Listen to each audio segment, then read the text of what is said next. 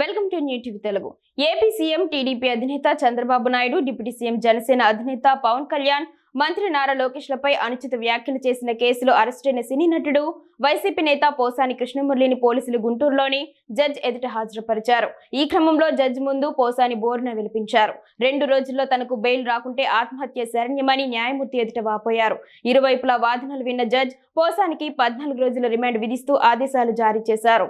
తన ఆరోగ్యం బాగాలేదని 2 సార్లు ఆపరేషన్ చేసి స్టంట్లు వేశారని కన్నీటి పర్యంతమయ్యారు. 2 రోజుల్లో తనకు బెయిల్ రాకుంటే ఆత్మహత్యే శరణమని న్యాయమూర్తి ముందు వాపోయాడు.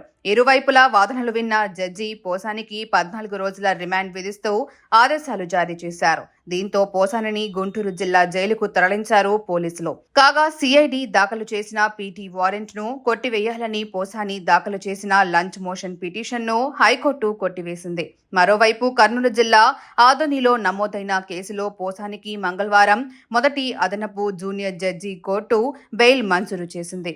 ఈ క్రమంలో పీటీ వారెంట్ పై గుంటూరుకు తీసుకొచ్చిన అధికారులు సిఐడి కోర్టులో హాజరుపరిచారు. పోసాని కృష్ణమురళి తరపున పొన్నవోలు సుధాకర్ రెడ్డి వాదనలు వినిపించారు. వ్యక్తిగత కోపంతోనే తనపై టీడీపీ అధికార ప్రతినిధి ఫిర్యాదు చేశారని పోసాని జడ్జి ముందు తెలిపారు. ఈ కేసులో 111 సెక్షన్ వర్తించదని పేర్కొన్నారు. ఈ క్రమంలో జడ్జి ముందు పోసాని కన్నీటి పర్యంతమయ్యారు. తాను తప్పు చేస్తే నరికేయండని అన్నారు. తన ఆరోగ్యం బాగాలేదని, తనకు 2 పిల్లలు ఉన్నారని చెప్పారు. బెయిల్ రాకపోతే ఆత్మహత్యే శరణమన్నారు. ఇరువైపులా వాదనలు విన్న జడ్జి మార్చి 26 వరకు రిమాండ్ విధించారు.